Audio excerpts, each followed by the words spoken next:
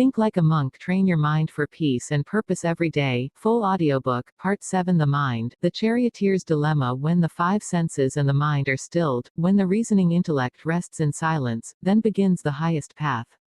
The Katha Upanishad. It is raining. Though it's September and monsoon season is over, it's coming down hard. I really need a shower before morning meditation. About 100 of my fellow monks and I arrived here in South India last night after a 2-day train ride from Mumbai. We had the cheapest tickets available, of course, sleeping in close quarters with strangers, and the bathrooms were so foul that I decided to fast for the entire trip in order to avoid them. We are on a pilgrimage, staying in a warehouse-type building near the seashore. After morning meditation we will go straight to classes, so now is my best chance to shower. I ask for directions to the shower, and someone points to a wet, muddy dirt pathway through the low shrubs. It's about a 20-minute walk, he says. I look down at my flip-flops. Great. My feet will get even dirtier on the way to the shower than they are right now. What's the point? Then another voice comes into my head. Don't be lazy. You have to get ready for morning meditation. Just go take the shower. I duck my head and start down the path. Squelching through the mud. I try not to slip. Every step is unpleasant, not just because of the conditions but because the first voice in my head keeps discouraging me, saying, see? You're getting muddy on your way to the showers, and you'll get dirty again on the way back. The other voice urges me onward. You are doing the right thing. Honor your commitment. Finally, I reach the showers, a row of white stalls. I open the door to one and look up. Rain pours down from the still dark sky. There is no roof. Seriously? I step into the stall and don't even bother to turn on the faucet. We bathe in cold water anyway, and that's exactly what the rain is delivering. Standing in the shower, I wonder what the hell I am doing here. In this miserable excuse for a shower, on that filthy train yesterday, on this trip, living this life. I could be dry and warm in a nice apartment in London right now, making £50,000 a year. Life could be so much easier, but as I walk back, the other voice returns with some interesting ideas about the value of what I've just accomplished. Going to the shower in the rain wasn't a notable achievement. It didn't require physical strength or bravery, but it tested my ability to tolerate external difficulties. It gave me an idea of how much frustration I could handle in one morning. It may not have cleansed or refreshed me, but it did something more valuable. It strengthened my resolve. The monkey mind. In the Hitopadesa, an ancient Indian text by Narayana, the mind is compared to a drunken monkey that's been bitten by a scorpion and haunted by a ghost. We humans have roughly 70,000 separate thoughts each day. Ernst Poppel, a German psychologist and neuroscientist, has shown through his research that our minds are only in present time for about 3 seconds at a time. Other than that, our brains are thinking forward and backward, ling ideas about present time based on what we've experienced in the past and anticipating what is to come.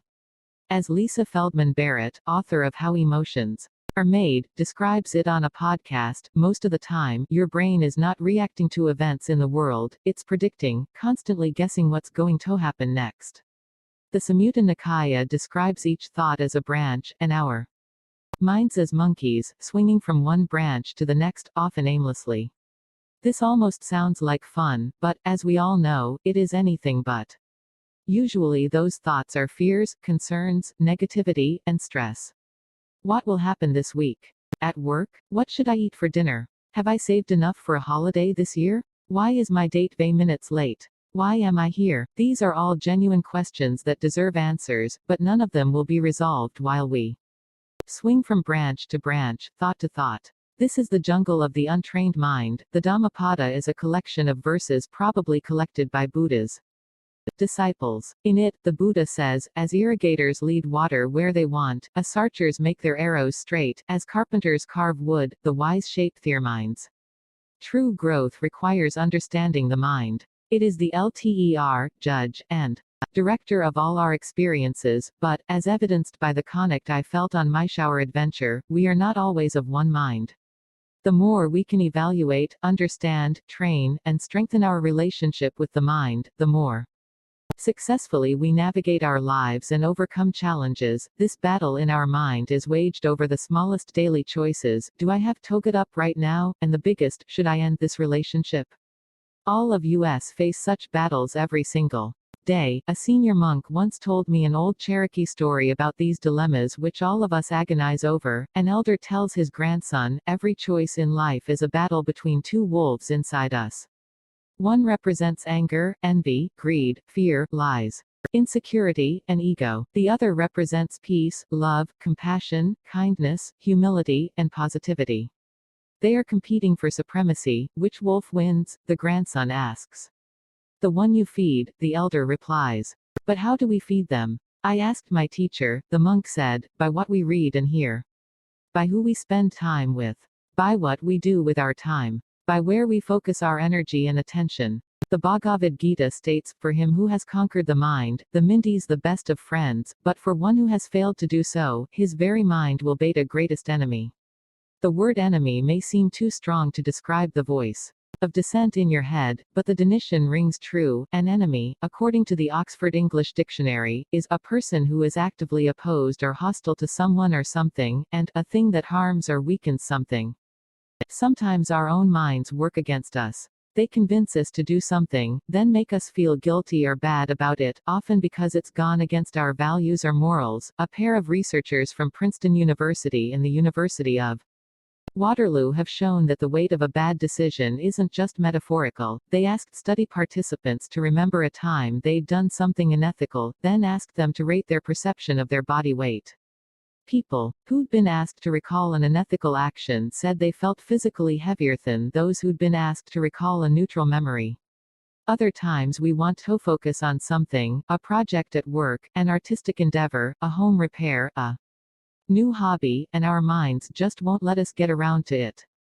When we procrastinate, there's a connect between what researchers call our should self, or what we feel we should do because it's good for us, and our want self, what we actually want to do in the moment. I know I should get started on that business proposal, but I want to watch the US Open quarterfinals. Before I became a monk, my own mind stopped me from doing what I loved. Because it was too risky. It allowed me to consume a chocolate bar and a liter of soda daily even though I wanted to be healthy. It made me compare myself to other people instead of concentrating on my own growth. I blocked myself from reaching out to people I had hurt because I did not want to appear weaker. I allowed myself to be angry at people I loved because I cared more about being right than being kind. In the introduction to his translation of the Dhammapada, Eknath Easwaran writes that in our everyday swirl of thoughts, we have no more idea of what life is really like than a chicken has before it hatches. Excitement and depression, fortune and misfortune, pleasure and pain are storms in a tiny, private, shell-bound realm which we take to be the whole of existence. It makes sense, then, that when the Buddha Nali reached the realm utterly beyond the reach of thought, he described feeling like a chick breaking out of its shell. At the ashram, I learned something that has been crucial in curbing these dangerous, self-destructive thoughts. Our thoughts are like clouds passing by. The self, like the sun, is always there. We are not our minds. The parent and the child, as my teachers explained, visualizing the mind as a separate entity helps us work on our relationship with it. We can think of the interaction as making a friend or negotiating peace with an enemy. As in any interaction, the quality of our communication with the mind is based on the history of our relationship with it.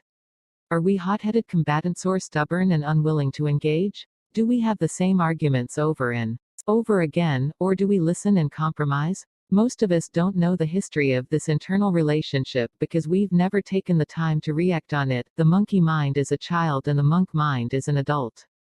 A child cries when it doesn't get what it wants, ignoring what it already has. A child struggles to appreciate real value. It would happily trade a stock certificate for some candy.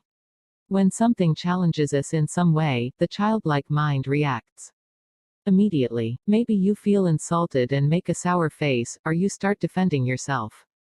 A conditioned, automatic reaction like this is ideal if someone pulls out a knife. You feel scared, and you bolt. But it's not ideal if we're being emotionally defensive because someone has said something we don't want to hear. We don't want to be controlled by automatic reactions in every case, nor do we want to eliminate the child mind altogether. The child mind enables us to be spontaneous, creative, and dynamic, all invaluable qualities, but when it rules us, it can be our downfall. The impulsive, desire-driven child mind is tempered by the judicious, pragmatic adult mind, which says, "That's not good for you," or "Wait until later." The adult mind reminds us to pause and assess the bigger picture, taking time to weigh the default reaction, decide if it's appropriate, and propose other options. The intelligent parent knows what the child needs versus what it wants and can decide what is better for it in the long term. Framing inner conflict this way, parent and child, suggests that when the childlike mind is fully in control, it's because our monk mind has not been developed, strengthened, or heard. The child gets frustrated, throws tantrums, and we quickly give in to it. Then we get mad at ourselves. Why am I doing this? What is wrong with me? The parent is the smarter voice. If well trained, it has self-control, reasoning power, and is a debating champ. But it can only use the strength that we give it. It's weaker when tired, hungry, or ignored. When the parent isn't supervising, the child climbs on the counter near the hot stove to get to the cookie jar, and trouble follows. On the other hand, if the parent is too controlling, the child gets bitter, resentful, and risk-averse. As with all parent-child relationships, striking the right balance is an ongoing challenge. This, then, is the RST step to understanding our minds, simply becoming aware of the different voices inside us. Starting to differentiate what you're hearing will immediately help you make better decisions. Drive the chariot of the mind. When you begin to sort out the multiple voices in your head, the level of conflict may surprise you. It doesn't make sense. Our minds should work in our own best interest. Why would we stand in our own way? The complication is that we are reweighing input from different sources, our vase senses, telling us what appeals in the moment, our memories, recalling what we have experienced in the past, and our intellects, synthesizing and evaluating the best choice for the long term. Beyond the parent-child model, the monk teachings have another analogy for competing voices in our heads. In the Upanishads, the working of the mind is compared to a chariot being driven by vase horses. In this analogy, the chariot is the body, the horses are the vase senses, the reins are the mind, and the charioteer is the intellect. Sure, this description of the mind is more complicated, but bear with me. In the untrained state, the charioteer, the intellect, is asleep on the job, so the horses, the senses, have control of the reins, mind, and lead the body wherever they please. Horses, left to their own devices, react to what's around them.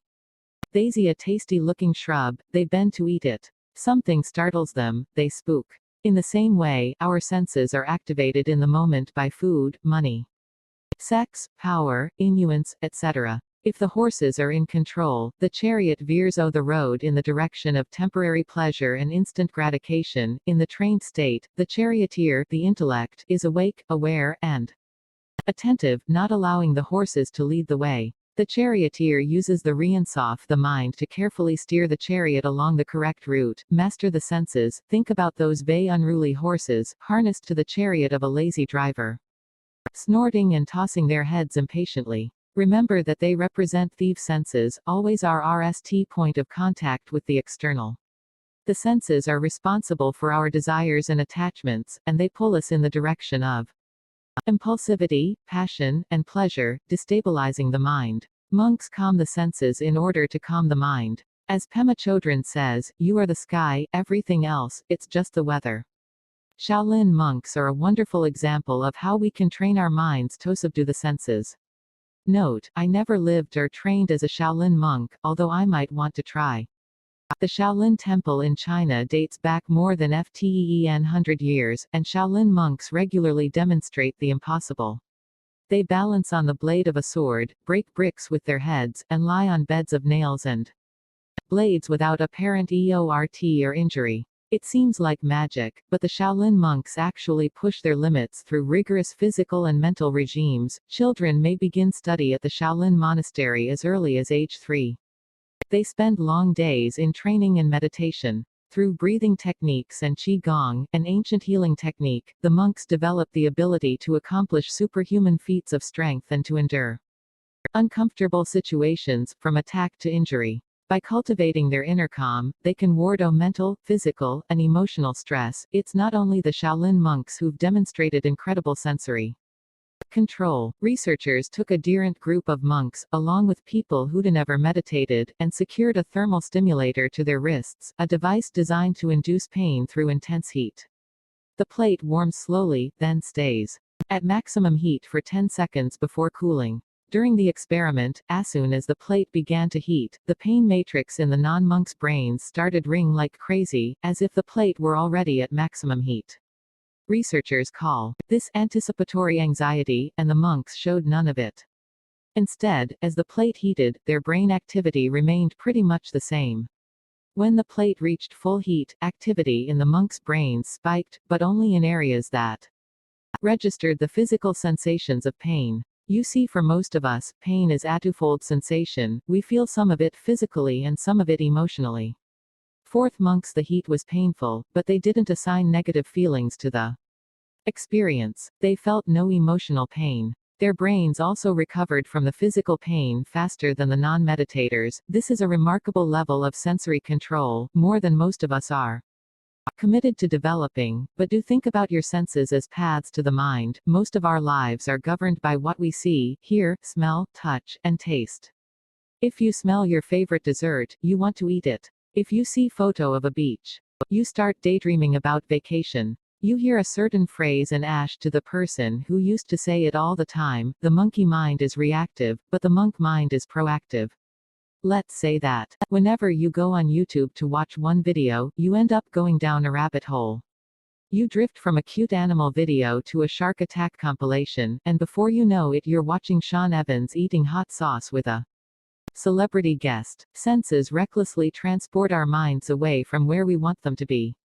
Don't tease your own senses. Don't set yourself up to fail. A monk doesn't spend time in a strip club. We want to minimize the mind's reactive tendencies, and the easiest way to do that is for the intellect to proactively steer senses away from stimuli that could make the mind react in ways that are hard to control.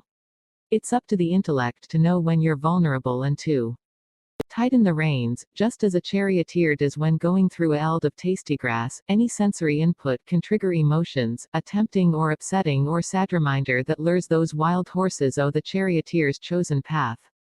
Social media might suck away time you wanted to spend otherwise. A photo might remind you of a lost friend in a moment when you don't have time for grief. An ex's sweatshirt might re-break your heart.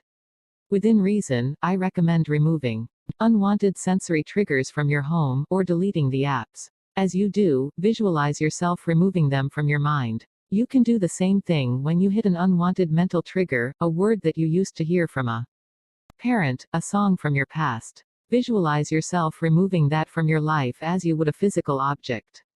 When you remove those mental and physical triggers, you can stop giving in to them. Needless to say, we can never remove all senses and all triggers, nor would we want to. Our goal is not to silence the mind or even to still it.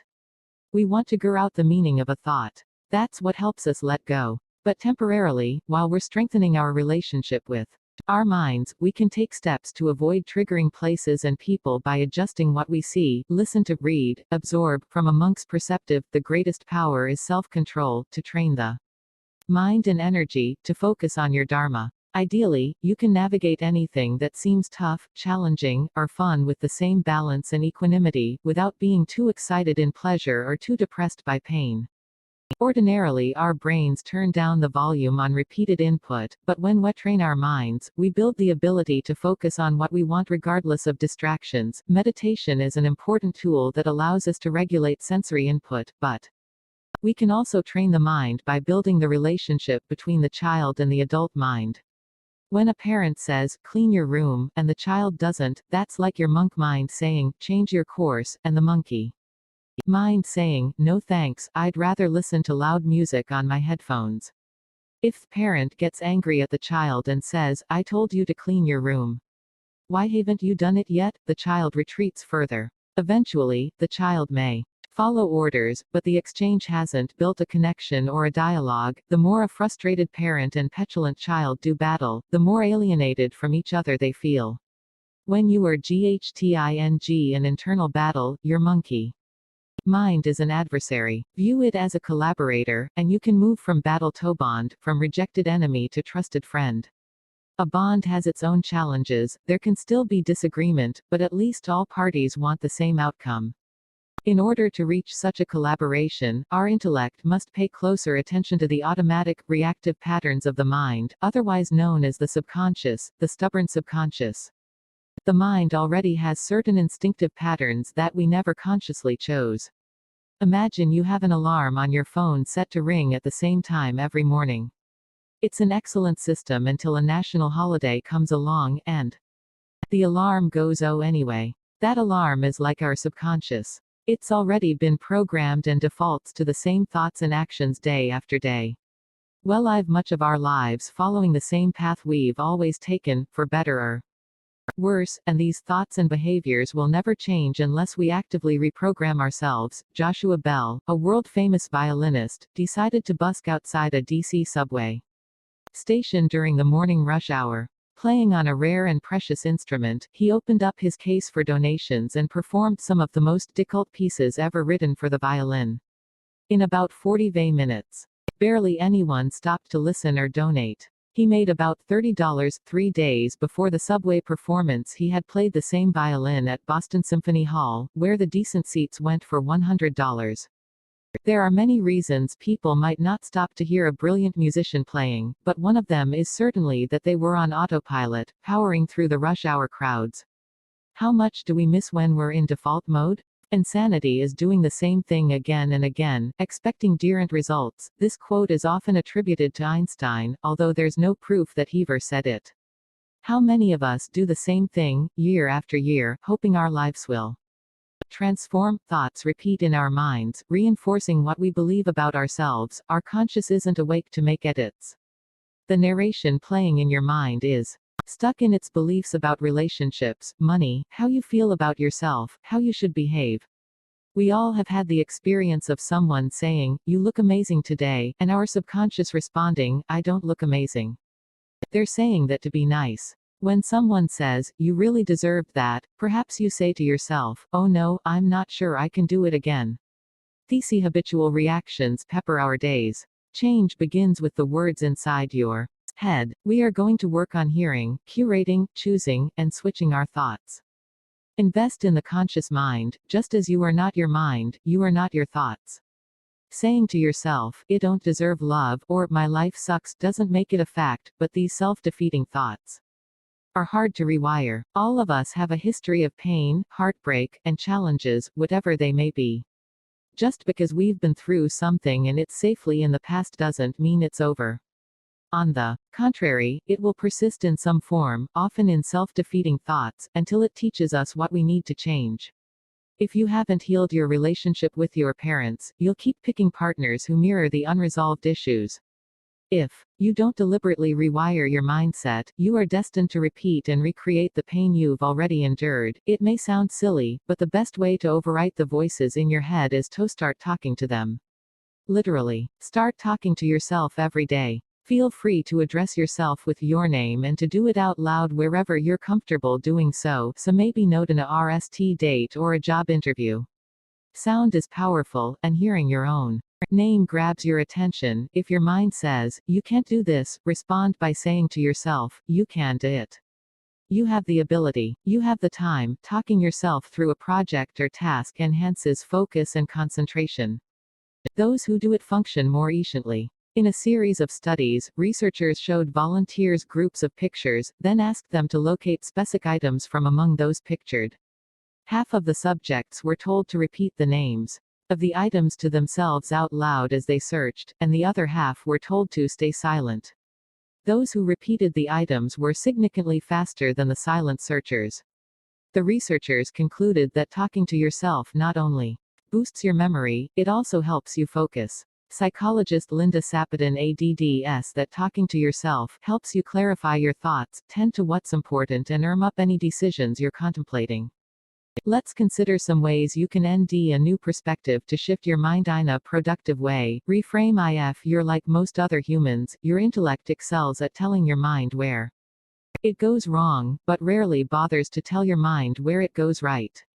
What kind of parenting is that? Nothing's going to get better, nobody understands me, I'm not good enough, I'm not attractive enough, I'm not smart enough.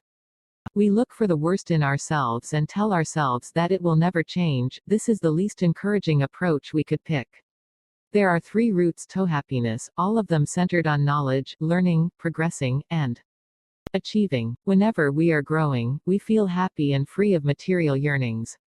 If you're unsatisfied, or criticizing yourself, or feeling hopeless, don't let that stall you out.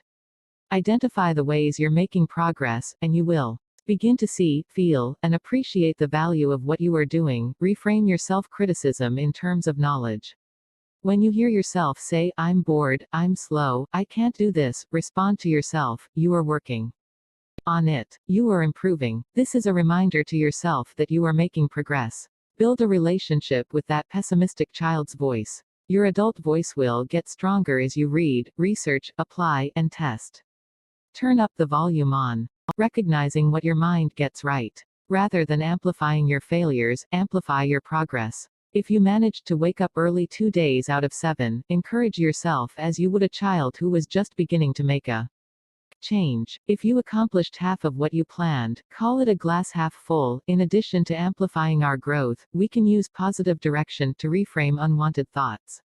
Our monkey mind often creates chatter like I can't do this. This can be reworded to I can do this by I can't do this, becomes I can do this by I'm bad at this, becomes I'm investing the time I need to get better, I'm unlovable, becomes I'm reaching out to new people to make new connections, I'm ugly, becomes I'm taking steps to be my healthiest, I can't handle everything, becomes I'm prioritizing and checking items on my list. Putting a solution-oriented spin on your statement reminds you to be proactive and take responsibility rather than languishing in wishful thinking. We can take action instead of using words alone to reframe our state of mind. A simple way of overcoming this is to learn one new thing every day.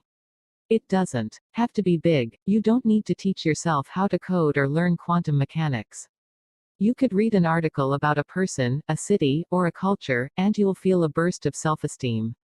You have something to contribute to the next conversation you have, even if you just learn one new word. Here's one. The Inuit word iktsurpak refers to the feeling of anticipation you have when you're waiting for a guest and you keep going to the window to check and see if they've arrived. Just sharing a new word in conversation can bring richness to the dinner table. Many of the frustrations we endure can be seen as blessings because they urge us to grow and develop.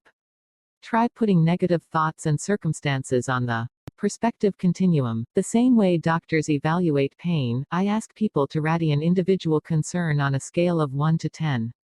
0 is no worries. 10 is the worst thing in the world, something as awful as, I worry that my whole family will die. Actually, that's probably an 11. Problems of all sorts can feel like they deserve a 10 rating, especially in the middle of the night.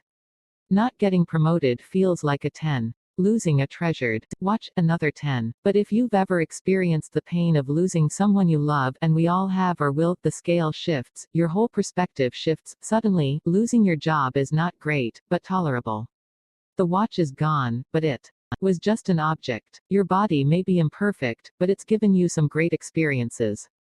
Use the awareness of what deep pain really is to keep smaller disruptions in perspective. And when you must face a truly devastating 10, own it. Take the time to heal it. This is not about reducing the impact of all negative experiences, it's about gaining a clearer view of them. And sometimes a 10 is often, slow it down. Sometimes reframing works best on paper. Imagine a monkey swinging from branch to branch at full throttle. It takes EORT to grab its attention and force it to focus. When your mind is anxious and racing, when your thoughts are repetitive and unproductive, when you feel like you need to press pause, take 15 minutes to write down every thought that enters your mind. For a study, a group of college students spent 15 minutes a day for 4 days writing their deepest thoughts and feelings about the most traumatic experience of their lives. Not only did the students say they found the experience to be valuable, 98% said they'd like to do it again. But they didn't just enjoy the writing, it also improved their health. Students who'd written about traumatic experiences had fewer visits to the university health center after the study. The researchers concluded that one of the benefits of the writing may have been helping students render their worst experiences as a coherent narrative. Distancing themselves from the moment in this way allowed them to see the experiences objectively and, one hopes, to conjure a happy ending. Writer Krista McGray was tired of Ying. She tried white-knuckling it, she tried logic.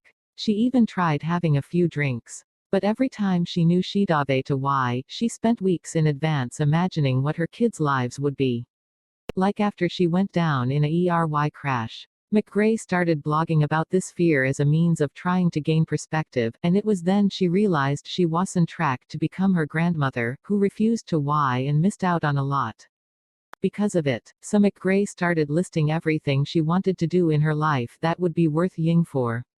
Though she hasn't totally conquered her fear, she did manage to take a bucket list vacation to Italy with her husband. Writing by itself doesn't solve all of our problems, but it can help us gain critical perspective we can use to ND solutions. If you don't like writing, you can speak into your phone, then play back the audio or read the transcript. Many phones can transcribe spoken words into text. Recording yourself puts you in an observer mindset, making you deal more objectively with yourself. Another option is to simply repeat an ancient samurai saying that the monks use, "Make my mind my friend," over and over in your head.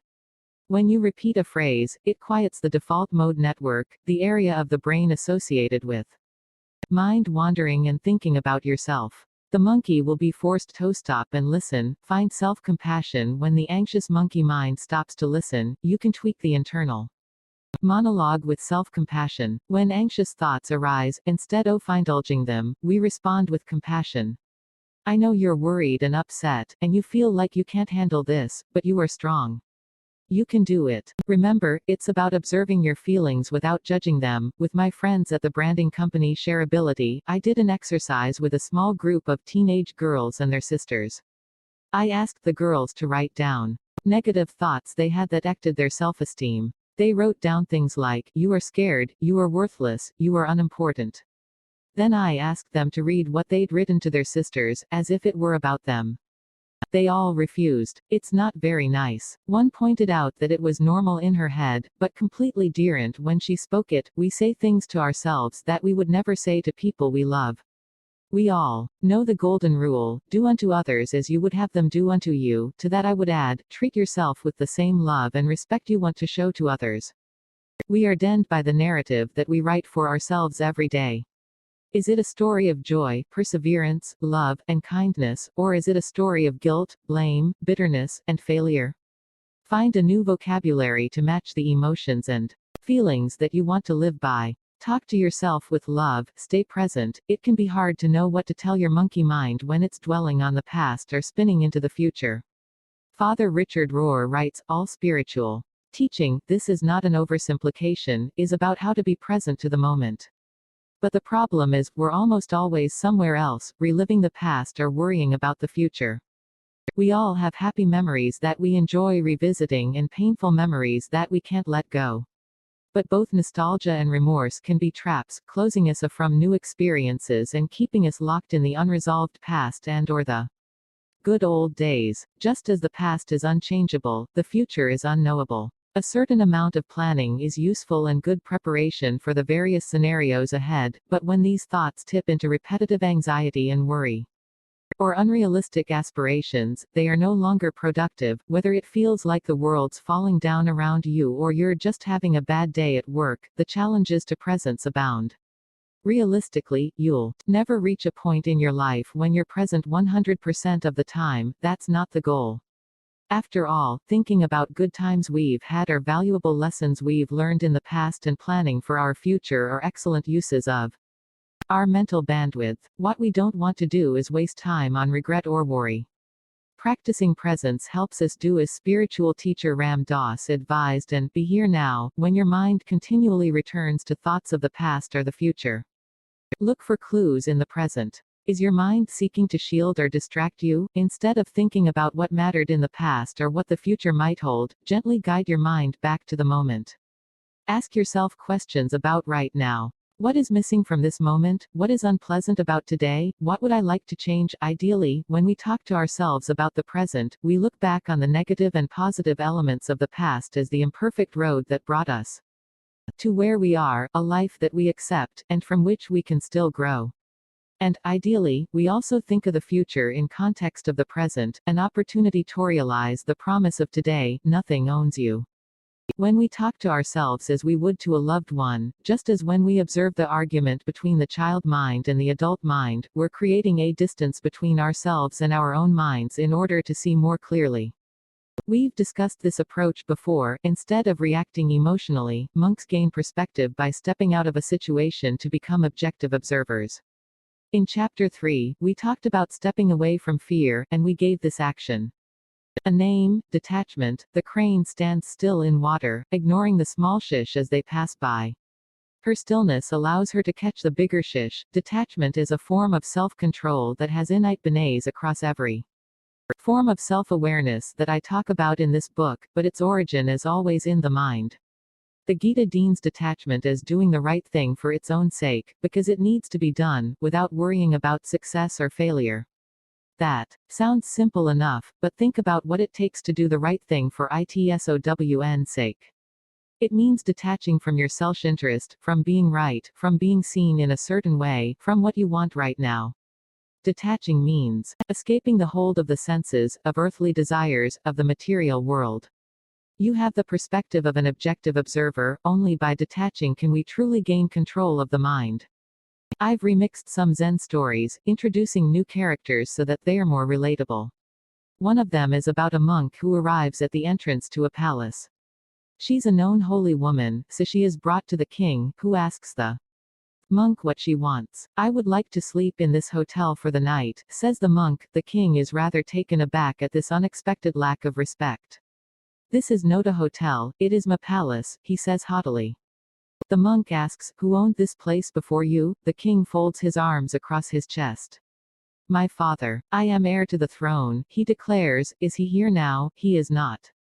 He is dead." "What is the meaning of this?"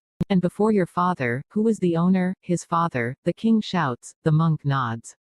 "Ah," she says, "so people who come to this place, stay here for a while, and then continue their journey. Sounds like a hotel to me." This story gives a window into the illusion of permanence with which we all live. A more recent window is Tidying Up with Marie Kondo, the show where Kondo helps people declutter their lives, and at the end, over and over again, you'll see people weeping with relief and joy at having purged so much. That's because they've just dramatically decreased the number of things they're attached to. Attachment brings pain. If you think something is yours or you think you are something, then it hurts to have it taken away from you. A quote from Ali, cousin and son-in-law of the Prophet Muhammad, best explains the monk idea of detachment. Detachment is not that you own nothing, but that nothing should own you. I love how this summarizes detachment in a way that it's not usually explained. Usually people see detachment as being removed from everything, not caring. Marie Kondo isn't telling people to stop caring, she is telling them to look for joy. Actually, the greatest detachment is being close to everything and not letting it consume and down you. That's real strength. Like most monk endeavors, detachment is not a destination one arrives at, but a process one must constantly, consciously undertake. It's hard enough to detach in an ashram, where monks own almost nothing but our ideas and identities. In the modern world we can strive for detachment, particularly when we face a challenge like an argument or a decision, and hope to achieve it eatingly. Don't try this at home. Monks go to extremes to achieve detachment. I don't expect you to do this, but after we look at how it works, we'll talk about more practical, even fun, ways to experiment with detachment and the benes it yields. Experiments in discomfort, like fasting, silence, meditating in heat or cold, and others we've discussed, detach you from the body because they make you realize how much of the discomfort is in the mind. Another way we monks tested our detachment was to travel with nothing. No food, no shelter, no money. We had to fend for ourselves and recognize that we needed very little to get by. It also made us more grateful for all that we had. All of these exercises helped us push ourselves to the limit, mentally and physically, to build resolve, resilience, grit, to strengthen our ability to control our minds. The RST time I did a full day fast, consuming no food or water. I spent the RST few hours feeling desperately hungry. We weren't supposed to take naps while we were fasting, the point was to have the experience, not to avoid it with sleep. I had to use my intellect to soothe myself. I had to become absorbed in something higher to let go of these hungry thoughts. As the day went on, I realized that because my body didn't need to think about what to eat, to prepare for a meal, to consume, or to digest, I actually had more of a different sort of energy. When we fast, we detach from the body and all the time we spend attending to its demands. When we remove eating, we can let go of hunger and satiety, pain and pleasure, failure and success. We redirect our energy and attention to focus on the mind. In future fasts, I got in the habit of using that energy to study, research, make notes, or prepare a talk. Fasting became a creative time, free of distractions. At the end of the fast, I felt physically tired, but mentally stronger. In functioning without something my body relied on, I had broken a limit that existed in my mind. I gained flexibility and adaptability and resourcefulness. That experience with fasting bled into the rest of my life. Fasting is a physical challenge driven by the intellect. Being silent for long periods of time brought up completely different issues. Who was I when I detached from other people? I am on day 9 of 30 days of silence and I think I'm losing my mind. Before this I've definitely never kept my mouth shut for an entire day, much less a whole month. Now, along with the group of monks who joined the ashram at the same time as I did, I've gone for more than a week without speaking, watching, hearing, or communicating in any other way. I'm a talker. I love sharing and hearing others' experiences. In the silence, my mind is going wild. In quick succession I think of 1. Rap lyrics to songs I haven't heard in a while. 2. Everything I have to read and learn for monk school. 3. How everyone else is possibly enduring this. 4. A random conversation I once had with an ex-girlfriend. 5. What I would be doing at this very moment if I had taken a job instead of becoming a monk. Counting down the days till I can speak again. This is all in 10 minutes. In my month-long silent retreat there is no outlet.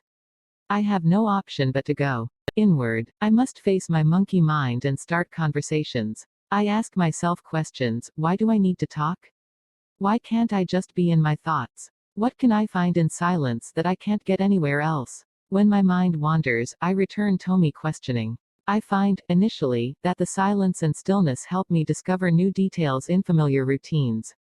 More revelations follow, not as words but as experiences. I find myself attuned to every part of my body. I feel the air against my skin, my breath traveling through my body. My mind empties. Over time, other questions emerge. I want to be part of a conversation. Why? I want to connect with other people. Why? I need friendship to feel whole. Why do I feel that friendship as an immediate need rather than a long-term comfort? My ego uses friendship to feel secure in my choices. And then I see the work I need to do in my ego.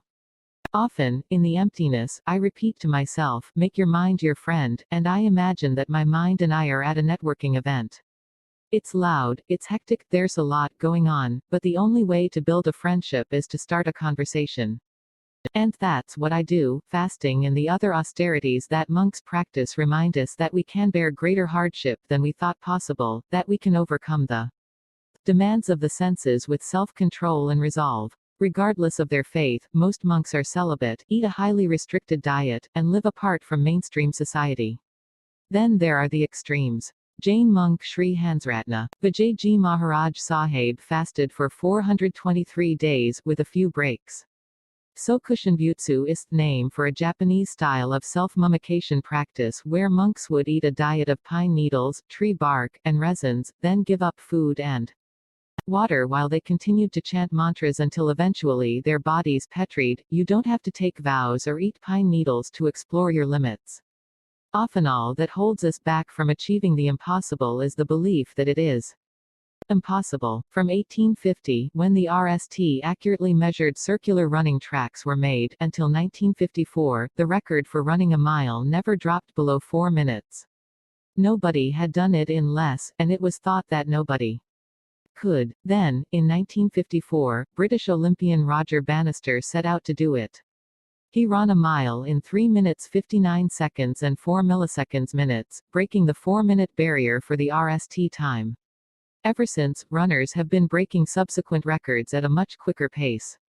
Once people realized there was no limit, they pushed further and further. There are everyday people, as well, who use austerities to up their game. People consistently report that experimenting with extremes helps them be more thoughtful and positive in their everyday lives. Let's explore how you can use austerities to detach. How to detach. All of the ways we've already talked about training the mind involve detaching.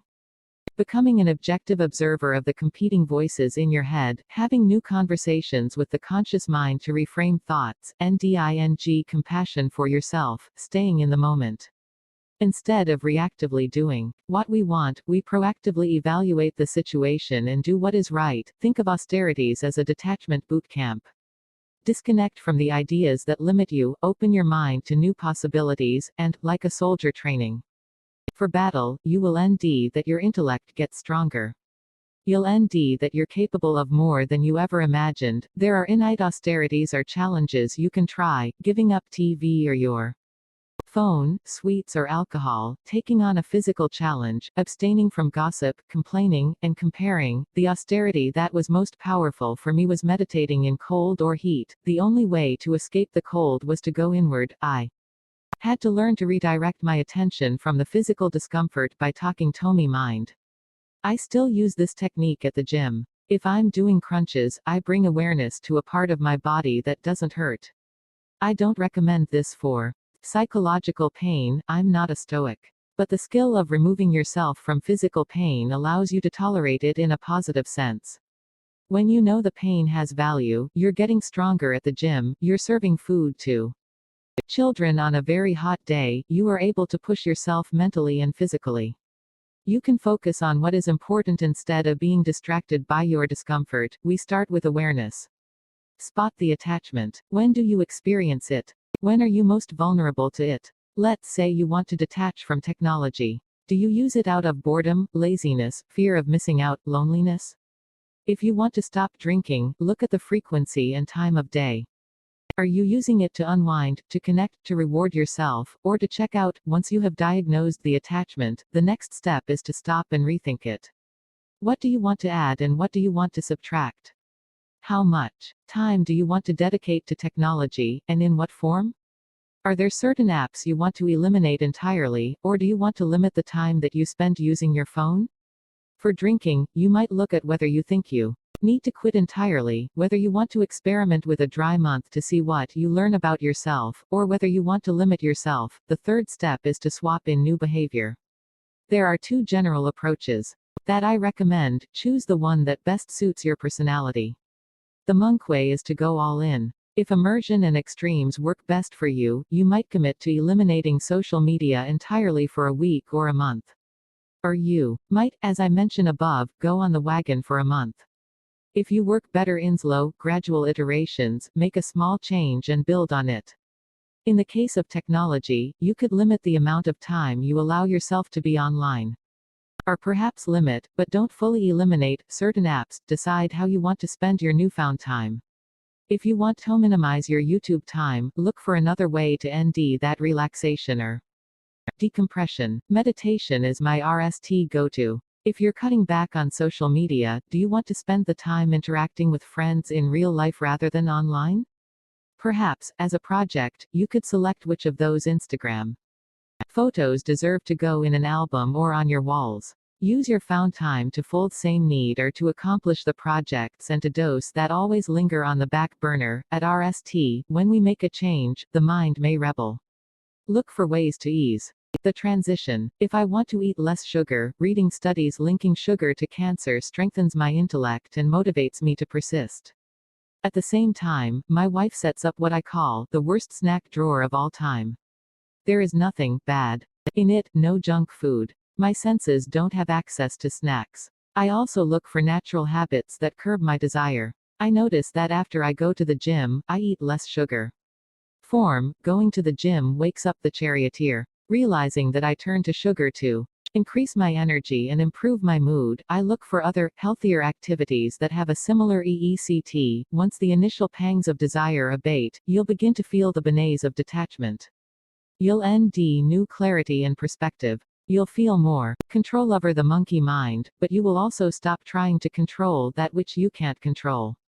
The mind will quiet and you will make decisions without fear, ego, envy, or greed.